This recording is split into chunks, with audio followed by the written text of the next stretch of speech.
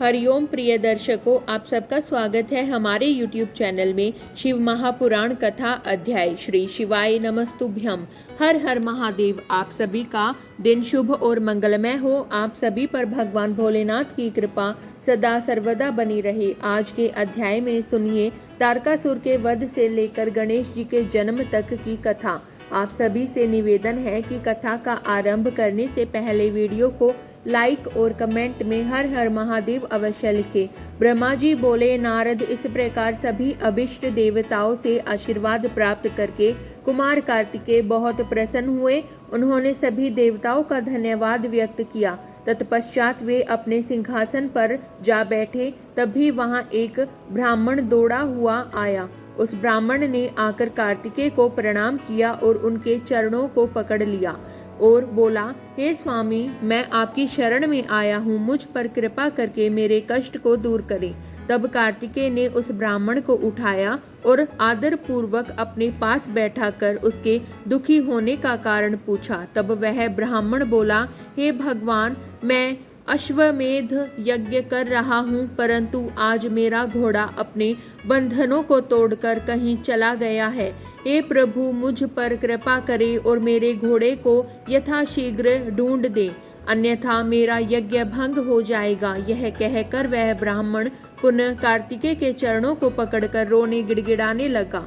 वह रोते रोते बोला, आप पूरे ब्रह्मांड के स्वामी हैं, आप सबकी सेवा करने को सदा तत्पर रहते हैं। आप सब देवताओं के स्वामी हैं और त्रिलोकीनाथ भगवान शिव के पुत्र हैं।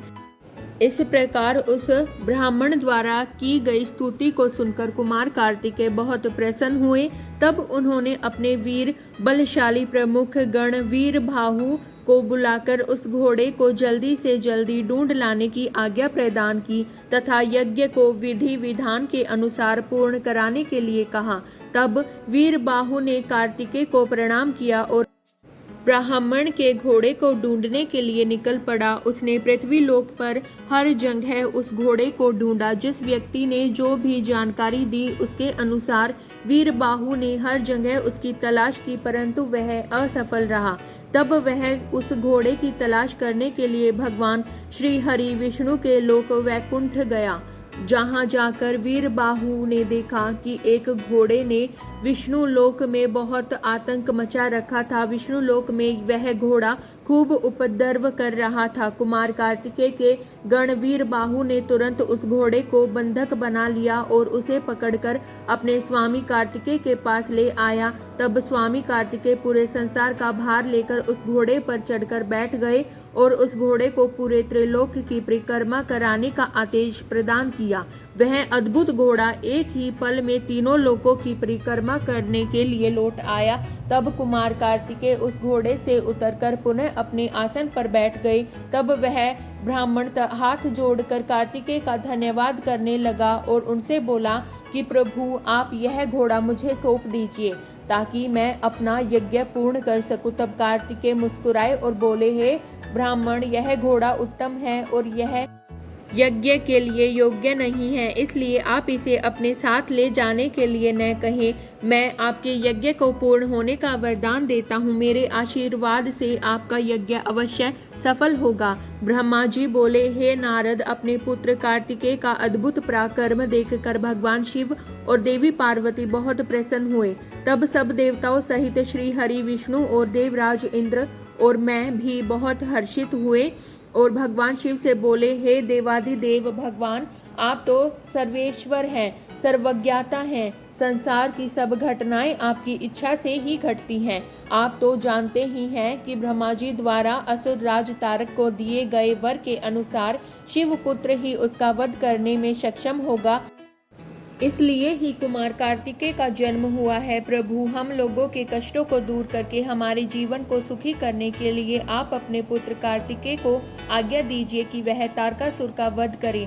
यह कहकर सब देवता भगवान शिव की स्तुति करने लगे। तब भगवान शिव का हृदय हम सबकी प्रार्थना से द्रवित हो उठा। उन्होंने हमारी प्रार्थना को स्वीकार कर लिया और अपने पुत्र कुमार कार्तिकेय को देवताओं को सौंप दिया। तब भगवान शिव ने अपने पुत्र कार्तिकेय को यह आज्ञा दी कि देवताओं की विशाल सेना का नेतृत्व करे और देवताओं के दुखों और संकटों को दूर करने के लिए तारकासुर का वध करें। अपने पिता भगवान शिव की यह आज्ञा सुनकर स्वामी कार्तिकेय बहुत प्रसन्न हुए। तब उन्होंने हाथ जोड़कर अपनी माता पार्वती और पिता महादेव जी को प्रणाम किया और कहा कि हे माता, हे पिता, आप मुझे विजयी होने का आशीर्वाद प्रदान करें। यह सुनकर भगवान शिव मुस्कुराए और बोले, कुमार, निश्चय ही तुम अपने इस प्रथम युद्ध में अपने घोर शत्रु तारकासुर का वध करके विजयी होगे। हमारा आशीर्वाद सदैव तुम्हारे साथ है। इधर देवी पार्वती के हृदय में अपने प्रिय पुत्र के युद्ध में जाने की बात सुनकर ही पीड़ा होने लगी। वात्सल्य के कारण उनकी आंखों में आंसू आ गए थे। वे बहुत दुखी हुई और कहने लगी, हे नाथ, मेरा पुत्र कार्तिकेय अभी बहुत छोटा है और वह तारकासुर महाबलशाली और शक्तिशाली है। उस दुष्ट ने अपनी दुष्टता से सभी देवताओं को भी परास्त कर दिया है। जब इतनी शक्तियों के स्वामी देवता उसका कुछ नहीं बिगाड़ सके तो मेरा यह नन्हा सा पुत्र भला कैसे उसको हरा सकता है। मेरा दिल मुझे कार्तिकेय को युद्ध में भेजने की आज्ञा नहीं देता है। मैं अपने पुत्र को अपने साथ रखना चाहती हूँ। यह वचन सुनकर सभी देवताओं सहित भगवान शिव भी चिंतित हो गए। तब महादेव जी पार्वती देवी को समझाते हुए बोले, हे देवी शिवा, आप सामान्य स्त्रियों की तरह क्यों व्यवहार कर रही हैं? यह मेरा और आपका पुत्र होने के कारण महाशक्तिशाली और वीर योद्धा भी है। देवताओं ने इसे अपनी अभीष्ट शक्तियां प्रदान की हैं। कार्तिकेय की जीत निश्चित है। कार्तिकेय का उत्पन्न होना तारकासुर के वध का प्रतीक है। आप व्यर्थ में चिंतित न हो और अपने पुत्र को खुशी खुशी तारक के वध के लिए भेजे। भगवान शिव के ऐसे वचन सुनकर देवी पार्वती को बहुत संतोष हुआ और उन्होंने कार्तिकेय को युद्ध में जाने की आज्ञा दे दी। तब सब देवताओं का भय दूर हुआ और उनमें प्रसन्नता की लहर दौड़ गई। ब्रह्मा जी बोले, नारद, जब देवी पार्वती और भगवान शिव ने कुमार कार्तिकेय को युद्ध का नेतृत्व करने की आज्ञा प्रदान की तो सभी देवता बहुत प्रसन्न हुए और एकत्र होकर उस पर्वत की ओर चल दिए। सिंहनाद करते हुए वे आगे बढ़ने लगे। उस समय कार्तिकेय सेना का नेतृत्व करते हुए सबसे आगे चल रहे थे। सब देवता मन ही मन में सोच रहे थे कि अब उन्हें तारकासुर नाम की मुसीबत से छुटकारा मिल जाएगा। जब तारकासुर को इस बात का पता चला कि देवताओं ने युद्ध की तैयारी पूरी कर ली है तो तारकासुर ने भी तुरंत युद्ध की घोषणा कर दी। अपनी विशाल चतुरंगिणी सेना को लेकर तारक भी सिंहनाद करता हुआ देवताओं की ओर बढ़ने लगा। राक्षसों की सेना देखकर एक पल के लिए देवता घबरा गए। उसी समय आकाशवाणी हुई, हे देवगणों, तुम लोग भगवान शिव के पुत्र कार्तिकेय के नेतृत्व में युद्ध करने जा रहे हो, इसलिए तुम जरूर जीतोगे। तारकासुर कार्तिकेय के हाथों अवश्य मारा जाएगा। उस आकाशवाणी को सुनकर सभी देवताओं का उत्साह बढ़ गया और उनका डर दूर हो गया।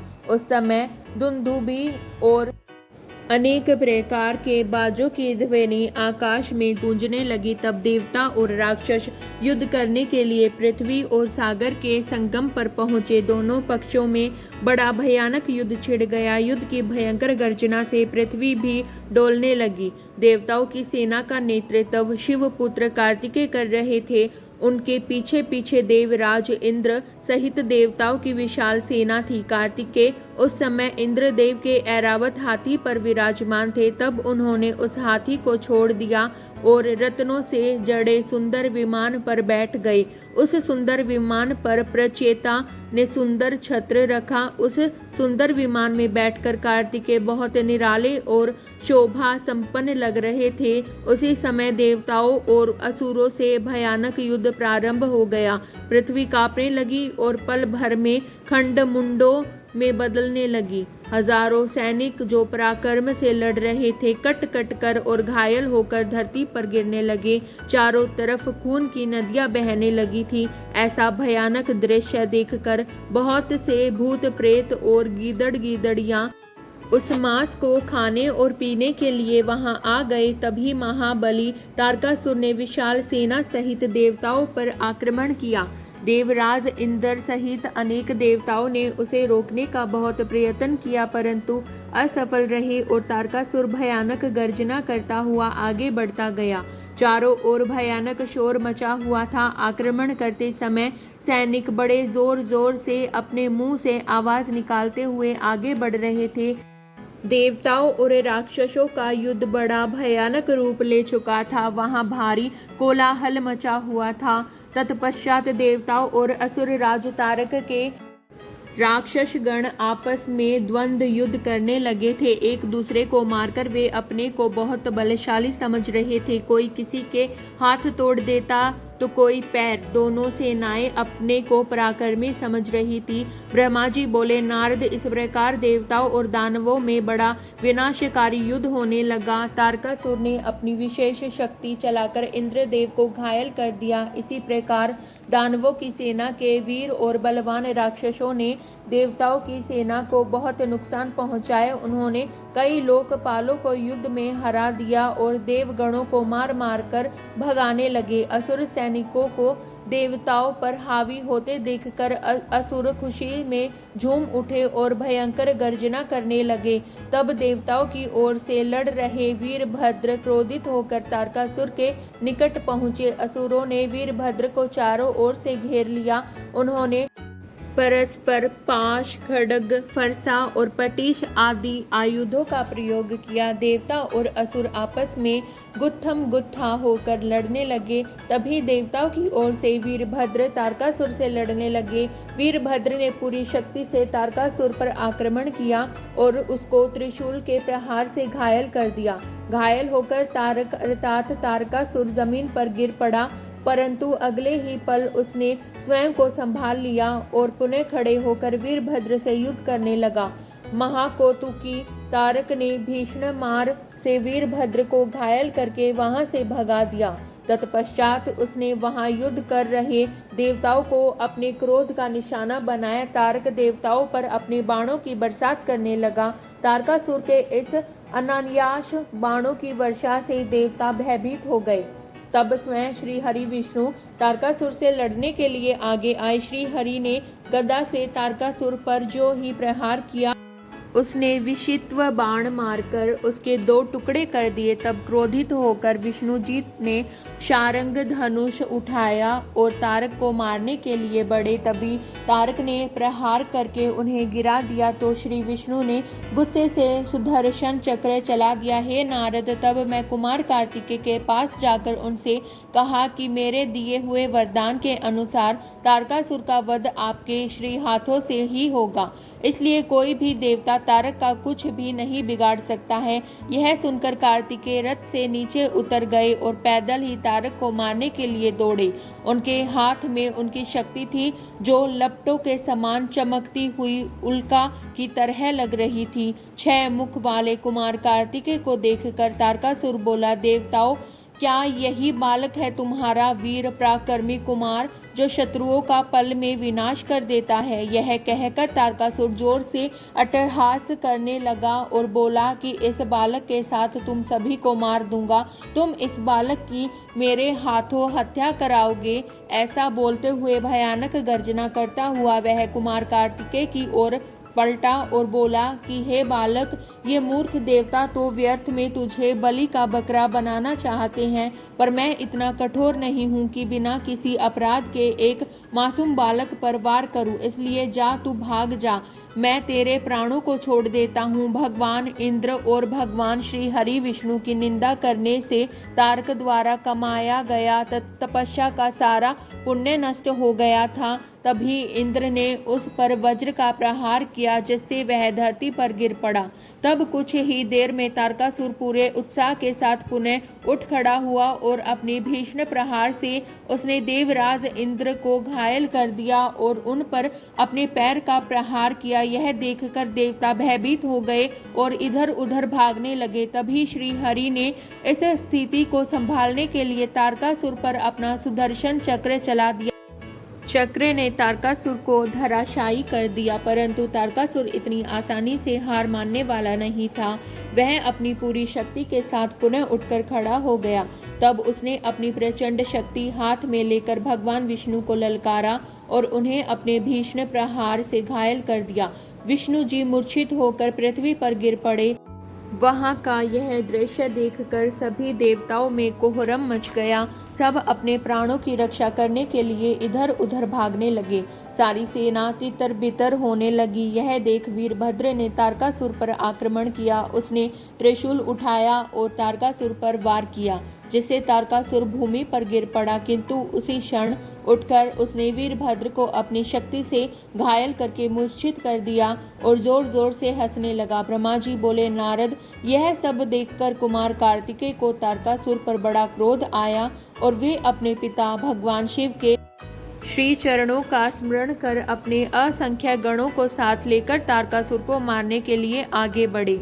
यह देखकर सभी देवताओं में उत्साह की एक लहर दौड़ गई और वे प्रसन्न मन से कार्तिकेय की जय जयकार का उद्घोष करने लगे। ऋषि मुनियों ने अपनी वाणी से कुमार कार्तिकेय की स्तुति की। तत्पश्चात तारकासुर और कार्तिकेय का बड़ा भयानक युद्ध हुआ। दोनों परम वीर और बलशाली एक दूसरे पर भीषण प्रहार करने लगे। दोनों अनेक प्रकार के दाव पेचों का प्रयोग करने लगे थे।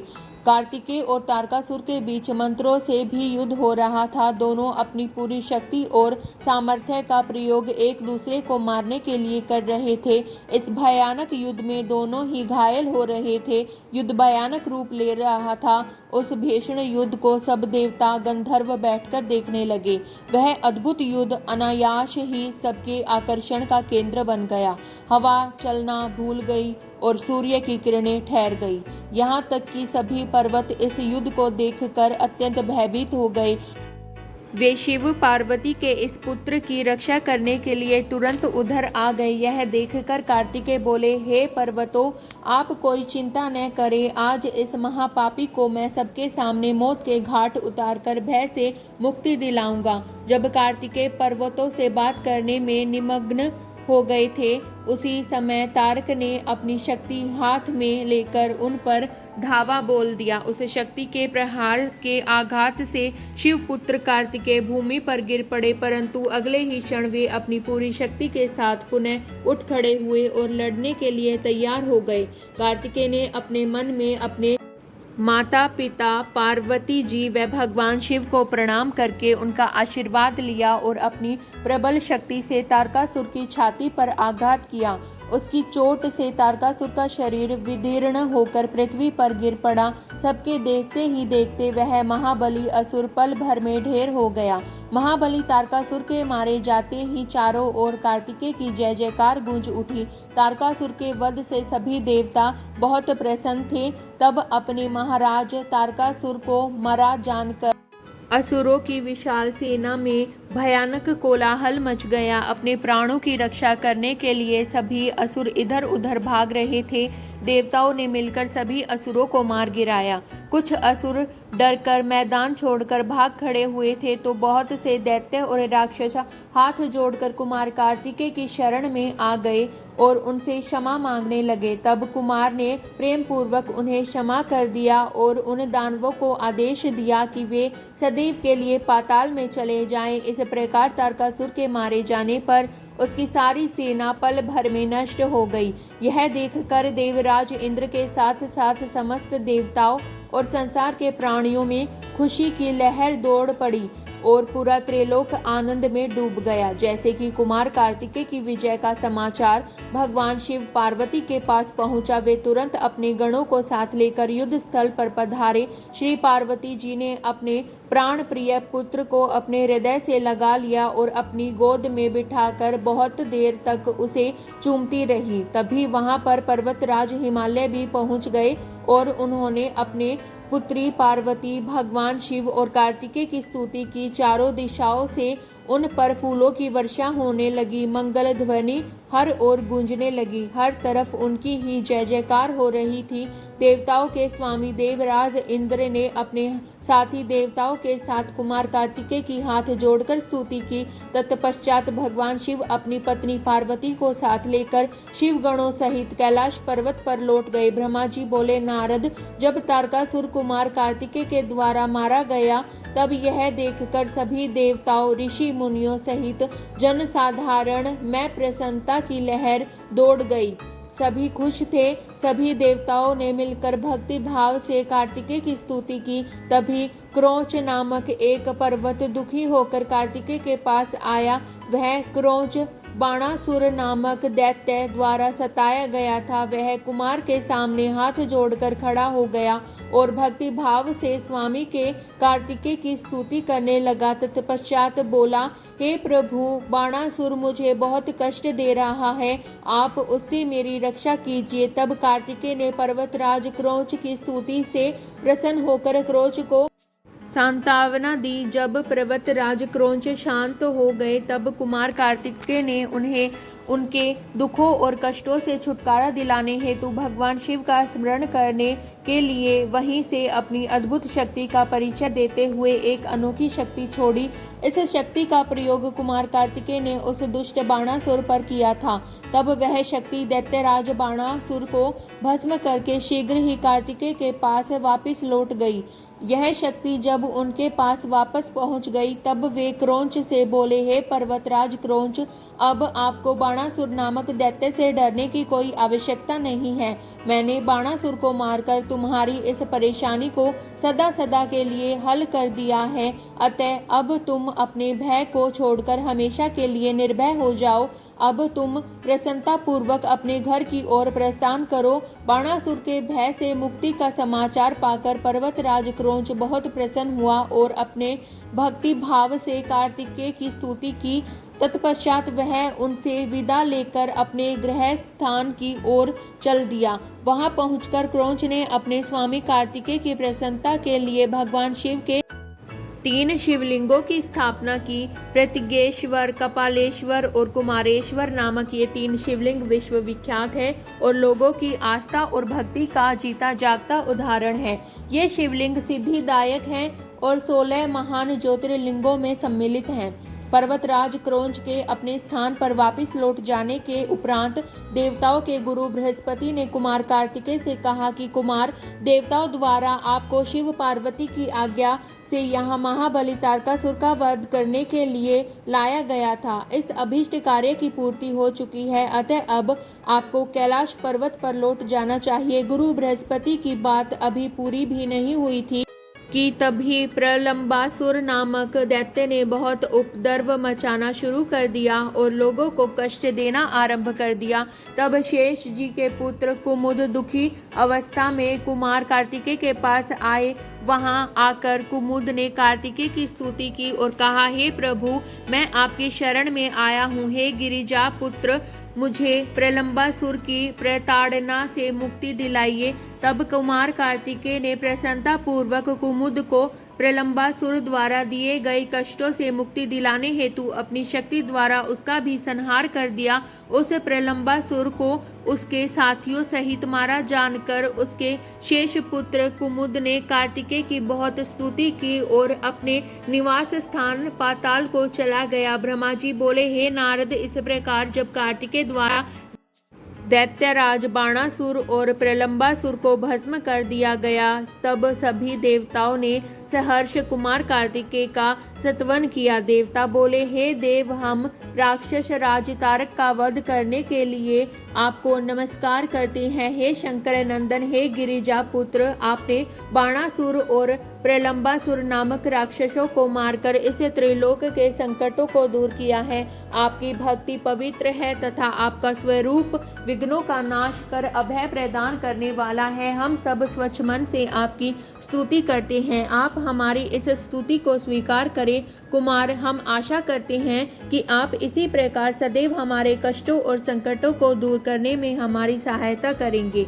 देवताओं द्वारा की गई इस अनन्य स्तुति को सुनकर कुमार कार्तिकेय का हृदय प्रसन्नता से खिल उठा। उन्होंने सभी देवताओं को सहर्ष उत्तम वरदान प्रदान किए तथा भविष्य में सदैव सहायता करने का उन्हें वचन दिया।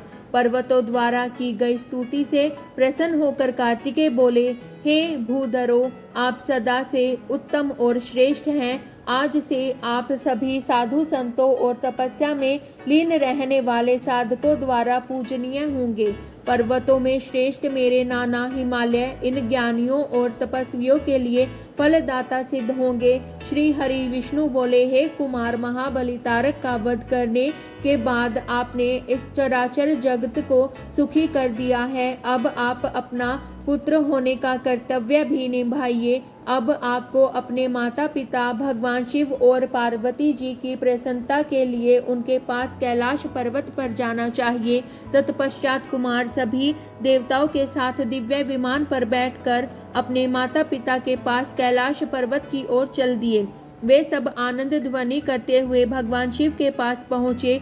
विष्णु जी सहित सभी देवताओं ने त्रिलोकीनाथ भगवान शिव को प्रणाम करके उनकी स्तुति की। कुमार कार्तिकेय ने भी अपने माता पिता को सेवा भाव से प्रणाम किया। भगवान शिव ने प्रसन्नता से अपने पुत्र का मुंह चूम लिया और बहुत स्नेह किया। देवी पार्वती ने कुमार को अपनी गोद में बिठाकर खूब चूमा। यह देखकर सभी देवता आनंद में मग्न होकर शिव, पार्वती और कार्तिकेय की जय जयकार करने लगे। तत्पश्चात सभी देवताओं सहित श्री हरि विष्णु और मैंने देवादि देव शिवजी से जाने की आज्ञा मांगी और अपने अपने लोक को चले गए। तब भगवान शिव अपनी प्राण प्रिया देवी पार्वती और पुत्र कार्तिकेय के साथ आनंद पूर्वक कैलाश पर निवास करने लगे।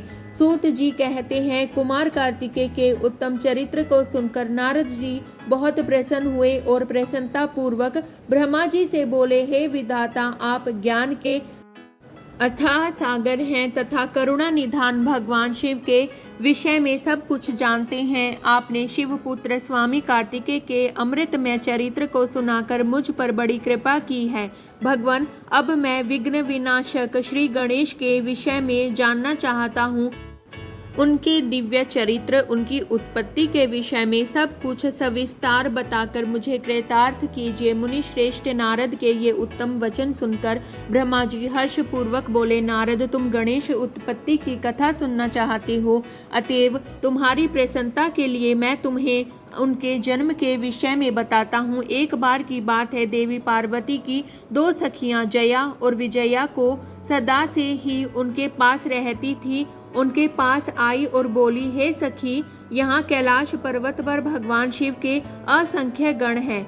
वे सदा भगवान शिव की आज्ञा का प्रसन्नता से पालन करते हैं। वे सदा भगवान शिव की आज्ञा को ही सर्वोपरि मानते हैं। इसलिए आपको भी अपने लिए किसी एक विशेष ऐसे गण की रचना करनी चाहिए जिसके लिए आपकी ही आज्ञा सर्वोच्च हो और वह किसी अन्य के सामने न झुके। अपनी सखियों की यह बात यद्यपि पार्वती को एक बार को अच्छी लगी, परंतु अगले ही पल वे बोली कि भला मुझ में और मेरे पति में क्या भेद है, हम दोनों एक ही हैं और सभी शिवगण मुझ में और सदा शिव में कोई अंतर नहीं समझते।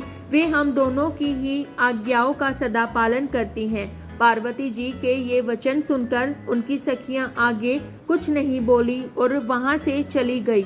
एक दिन की बात है, देवी पार्वती अपने कक्ष में स्नान कर रही थी। वे नंदी को द्वारपाल बनाकर द्वार पर बैठा कर गई थी। तभी कक्ष में भगवान शिव का प्रवेश हो गया, क्योंकि नंदी अपने आराध्य शिव को अंदर आने से रोक न पाई। देवी पार्वती को उस समय बड़ी लज्जा महसूस हुई। इस घटना के उपरांत पार्वती को अपनी सखियों द्वारा दिए गए सुझाव का स्मरण हुआ। तब उन्होंने सोचा कि मेरा भी कोई ऐसा सेवक होना चाहिए जो कार्य कुशल हो और मेरी आज्ञा का सदैव पालन करे, अपने कर्तव्य से कभी भी विचलित न हो। ऐसा विचार करके उन्होंने अपने शरीर के मैल से शुभ लक्षणों से युक्त उत्तम बालक की रचना की। वह बालक शोभा संपन्न, महाबली, पराक्रमी और सुंदर था।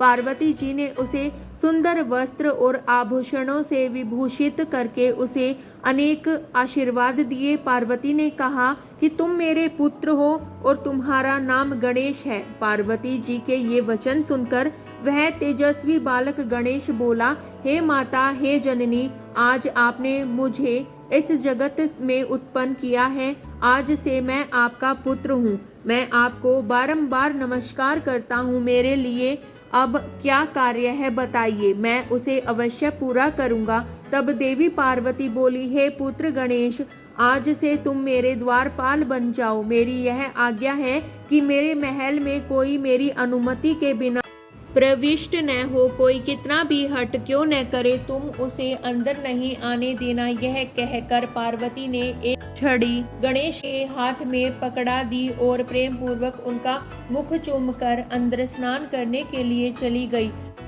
गणेश सजगता से हाथ में घड़ी लेकर महल के द्वार पर पहरा देने लगे। उसी समय भगवान शिव देवी पार्वती से मिलने की इच्छा लेकर महल में आ गए।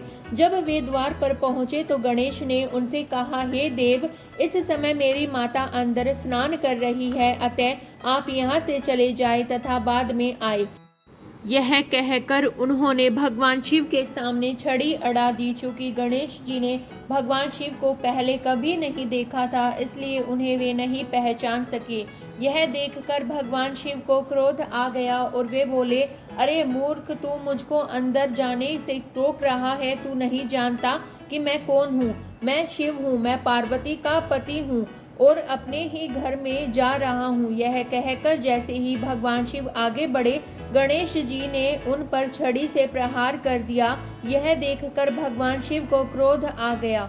उन्होंने अपने गणों को गणेश को वहां से हटाने की आज्ञा दी और स्वयं बाहर खड़े हो गए। ब्रह्मा जी बोले, नारद, शिव गण अपने प्रभु भगवान शिव की आज्ञा पाकर द्वार पर पहुंचे और द्वारपाल बने श्री गणेश को वहां से हट जाने के लिए कहा, परंतु जब गणेश ने हटने से साफ इनकार कर दिया और शिव गणों को डांटा फटकारा तो वे भी गणेश से लड़ने लगे और बोले, ओ मूर्ख बालक, अगर तू अपने प्राणों की रक्षा करना चाहता है तो अभी और इसी वक्त महल के द्वार को छोड़कर यहाँ से चला जा, अन्यथा दंड पाने के लिए तैयार हो जा। यह देखकर गणेश को क्रोध आ गया और वे कठोरता पूर्वक शिव गणों से बोले कि तुम इसी समय यहाँ से दूर चले जाओ, वरना मेरे क्रोध को भुगतने के लिए तैयार हो जाओ। गणेश की बातें सुनकर शिव गण हंसने लगे। फिर द्वारपाल श्री गणेश को डांटते हुए बोले,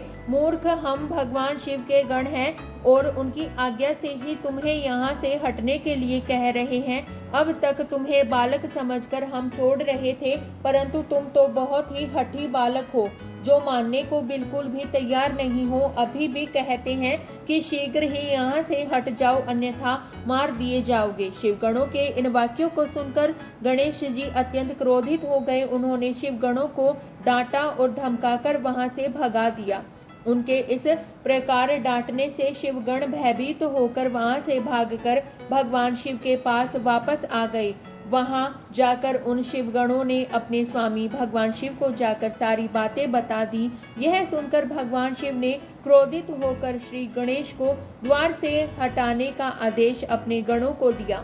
शिवगण पुनः द्वार पर पहुंचे और गणेश को हटाने के लिए कहने लगे, परंतु गणेश ने वहां से हटने से साफ इनकार कर दिया। गणेश निर्भय होकर उन गणों से बोले कि मैं पार्वती का पुत्र हूँ और तुम भगवान शिव के गण हो। हम दोनों ही अपनी अपनी जगह अपने अपने कर्तव्य का पालन कर रहे हैं। तुम शिव जी की आज्ञा मानकर मुझे द्वार से हटाना चाहते हो, परंतु मैं अपनी माता की आज्ञा मानते हुए उनकी बिना आज्ञा प्राप्त किए किसी को भी इस द्वार में प्रवेश करने की आज्ञा नहीं दे सकता। अतः मुझसे बार बार द्वार से हटने के लिए न कहो और जाकर अपने आराध्य स्वामी को इसकी सूचना दे दो। तब शिवगण भगवान शिव के पास गए और उन्हें सब बातों से अवगत करा दिया। भगवान शिव तो महान लीलाधारी हैं, उनकी बातों को समझ पाना अत्यंत कठिन है। यह सुनकर उन्होंने अपने गणों से कहा कि वह छोटा सा बालक अकेला तुम्हें डरा रहा है और तुम इतनी अधिक संख्या में होकर भी उससे डर रहे हो। जाकर उससे युद्ध करो और उसे बंदी बनाकर द्वार के सामने से हटाकर ही मेरे सामने आना। ब्रह्मा जी बोले, नारद, जब भगवान शिव ने इस प्रकार अपने गणों को आज्ञा दी कि वे द्वार पर खड़े उस गण को किसी भी प्रकार से हटा दे, तब शिव गण निर्भय होकर पुनः महल के द्वार पर आ खड़े हुए। उन्होंने देखा गणेश जी हंसने लगे और बोले कि तुम फिर से आ गए। तुम्हें मैंने अभी समझाया था कि मैं यहाँ से हटने वाला नहीं हूँ। मेरी माता पार्वती ने मुझे इसलिए ही उत्पन्न किया है ताकि मैं उनकी हर आज्ञा का पालन कर सकूं। मेरे लिए उनकी आज्ञा ही सर्वश्रेष्ठ है, उनकी अवज्ञा मेरे वश में नहीं है। तुम ऐसे ही बार बार मुझे परेशान करने के लिए यहाँ अड़ा रहे हो। तब शिव गण बोले, अरे मूर्ख, अब की बार हम तुमसे विनम्रता से कहने नहीं आए हैं, क्योंकि लातों के भूत बातों से नहीं मानते।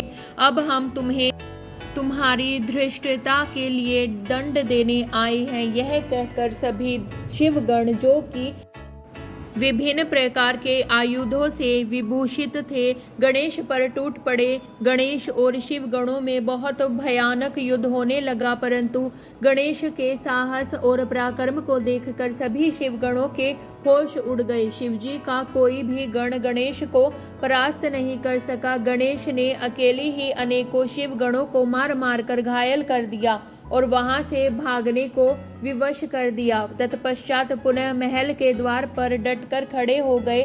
तब सब शिवगण घायल अवस्था में शिवजी के पास पहुंचे और उन्हें सारी बातें कह सुनाई। हे नारद, तभी मैं और श्री हरि भी भगवान शिव के दर्शनों के लिए कैलाश पर पहुंचे। वहां हमने भगवान शिव को इस प्रकार चिंतित देखकर उनकी परेशानी का कारण पूछा। तब शिवजी ने कहा, हे विधाता, हे विष्णु, मेरे महल के द्वार पर एक बालक हाथ में छड़ी लेकर खड़ा है और वह मुझे महल के भीतर नहीं जाने दे रहा है, अतः मैं यहाँ खड़ा हूँ। उसने मेरे गणों को भी मारपीट कर वहाँ से भगा दिया है। ब्रह्मा जी, आप जाकर उस बालक को समझाइए। तब मैं भगवान शिव की आज्ञा से गणेश को समझाने के लिए गया। मुझे वहाँ आया देखकर गणेश जी का क्रोध और बढ़ गया और वे मुझे मारने के लिए दौड़े। उन्होंने मेरी दाढ़ी मूछें नोच डाली और मेरे साथ गए गणों को प्रताड़ित करने लगे। यह देखकर मैं वहां से लौट आया। भगवान शिव को मैंने सारी घटना बता दी। यह सुनकर उन्हें बहुत क्रोध आया। तब शिवजी ने इंद्र सहित सभी देवताओं, भूतों, प्रेतों को गणेश जी को द्वार से हटाने के लिए भेजा, परंतु यह सब व्यर्थ हो गया। गणेश ने सबको मार पीट कर वहां से भगा दिया। उस छोटे से बालक ने देवताओं की विशाल सेना के छक्के छुड़ाकर रख दिए। जब इस बात की सूचना महादेव जी को मिली तो वे बहुत क्रोधित हुए और स्वयं ही गणेश को दंडित करने के लिए चल दिए। ब्रह्मा जी बोले, हे मुनि श्रेष्ठ नारद, इस प्रकार जब सभी शिवगण, देवता और भूत प्रेत उस बालक द्वारा परास्त हो गए तो स्वयं भगवान शिव उस बालक को दंड देने के लिए चल दिए। वहां गणेश ने अपनी माता के चरणों का स्मरण करके भगवान शिव से युद्ध करना आरंभ किया। एक छोटे से बालक को इस प्रकार निर्भयता पूर्वक युद्ध करते देखकर भगवान शिव आश्चर्यचकित रह गए। इतना वीर, पराक्रमी और साहसी बालक देखकर शिवजी को एक पल अच्छा लगा, परंतु तभी अगले पल उन्हें उस बालक की धृष्टता का स्मरण हो आया। उस बालक ने उनके प्रिय भक्तों और गणों सहित देवराज इंद्र व मुझे भी प्रताड़ित किया था। भगवान शिव क्रोध के वशीभूत होकर गणेश से युद्ध करने लगे। उन्होंने अपने हाथ से धनुष उठा लिया। भगवान शिव को इस प्रकार अपने निकट आते देखकर गणेश ने अपनी माता पार्वती का स्मरण करके भगवान शिव पर अपनी शक्ति से प्रहार कर दिया। गणेश के प्रहार से शिवजी के हाथ का धनुष टूटकर गिर गया। तब उन्होंने पिनाक उठा लिया, परंतु गणेश ने उसे भी गिरा दिया। यह देखकर शिवजी का क्रोध 7वें आसमान पर जा पहुंचा। उन्होंने त्रिशूल उठा लिया। अब तो गणेश और त्रिलोकीनाथ भगवान शिव के बीच अत्यंत भयानक युद्ध छिड़ गया। भगवान शिव तो सर्वेश्वर हैं, वे तो सभी देवताओं में श्रेष्ठ और लीलाधारी हैं। उनकी माया को समझ पाना हर किसी के वश की बात नहीं है। वे महान वीर और पराक्रमी हैं। उनकी शक्ति को ललकारना स्वयं अपनी मृत्यु को बुलावा देना जैसे है। परंतु गणेश भी यह न समझ सके। अपनी माता का आशीर्वाद पाकर गणेश ने अपने को अजय जानकर पूरे पराक्रम से युद्ध किया। दोनों में भीषण युद्ध चलता रहा। सभी देवताओं और शिव गणों के साथ मैं भी उनका वह युद्ध विस्मित होकर देखता रहा। जब गणेश किसी भी तरह से अपने हट से पीछे हटने को तैयार न हुए तो भगवान शिव ने क्रोध की सारी सीमाएं तोड़ दी और उन्होंने अपने त्रिशूल से श्री गणेश का सिर काट दिया।